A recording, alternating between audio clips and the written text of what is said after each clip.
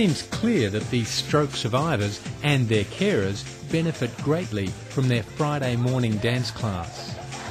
What's less clear is whether the teamwork approach being championed in this stroke unit, and now right across Canada, is also beneficial. There is mounting evidence that teamwork can improve patient outcomes in terms of morbidity and mortality. At the moment, there's very little evidence for the effects of teamwork. If teamwork was a drug, it would not be licensed in any country.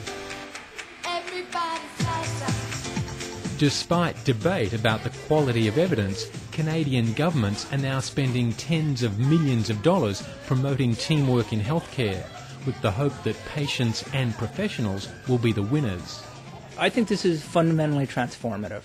I think when you can truly move from a series of siloed professionals working in parallel towards a common or an uncommon goal to an integrated, functional team, you will change the nature of healthcare delivery in a very positive way.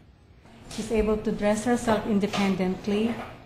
These doctors, nurses, physiotherapists and others based out of the Toronto Rehabilitation Institute have developed a national reputation for working as an effective team.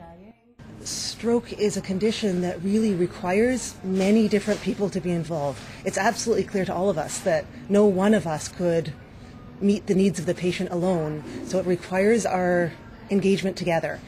And otherwise she's back to being independent, walking outdoors and indoors. It's completely normalized. According to a recent report commissioned by the Canadian Health Services Research Foundation, an effective team has a clear purpose, good communication and mechanisms for conflict resolution. A good team also has the patient as its central focus. Today that's Helga Giannini, who's made a remarkable recovery from a stroke just a few short weeks ago. So just let it swing by your side. I really like to walk because I always walk. I don't have a car for one thing, so you have to walk. And she's going to follow up though with her family doctor. Yes, she will go within a few weeks to her family doctor. Cynthia Whitehead has been part of this team for more than 7 years.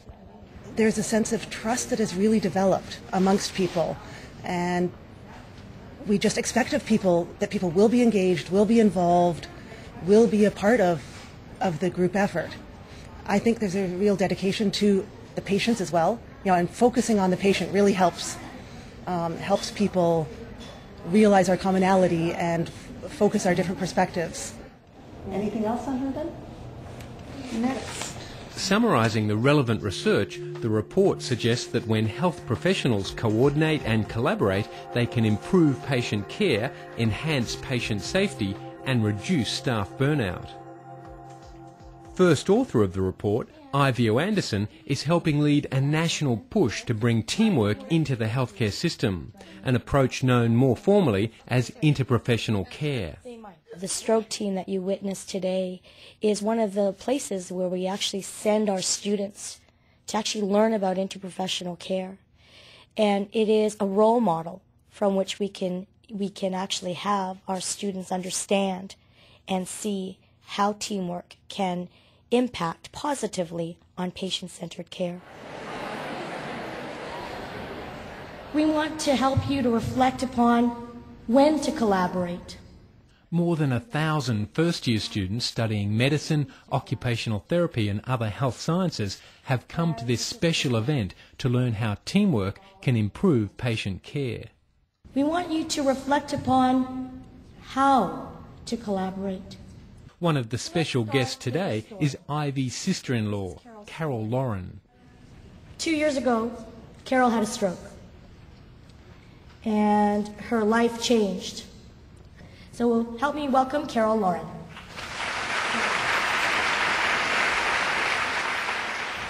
Good afternoon. It is a privilege to be here today. While Carol is grateful for much of the good care she received in Winnipeg, she feels that a lack of teamwork did not help her recovery from stroke.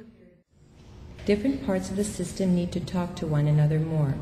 The hospital system and the primary care doctors, the inpatient programs and the outpatient programs, the physiotherapists and the occupational therapists. the doctors, the chiropractors, acupuncturists, and social workers. If I was a patient that had a chronic illness, that had a whole host of health professionals from different contexts, some in the hospital, some in the community sector, some in a rehab sector, I would expect that those health professionals, regardless of location, would actually be talking to each other.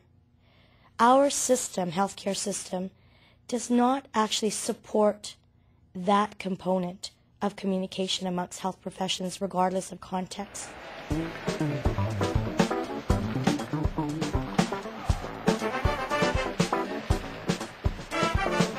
The push in Canada to get health professionals playing as part of a team has taken off here because politicians have been convinced there's strong evidence to support their use.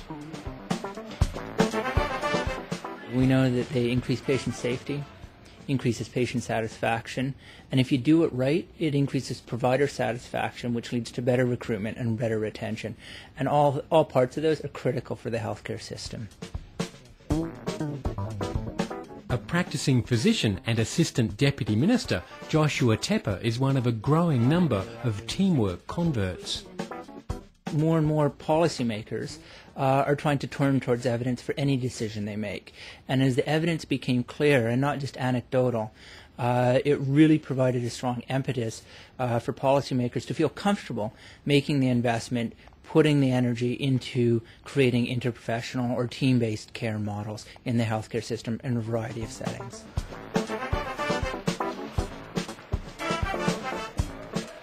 But how strong is the evidence that teamwork can make team members happier and patients safer? There's enough mounting evidence that we should be moving in this direction, cautiously, rigorously evaluating every intervention that we're doing. While upbeat about the benefits of teamwork, the report authors acknowledge significant weaknesses in the literature because there are so many different theories and methods used to study teamwork. But for others, those weaknesses are even more significant.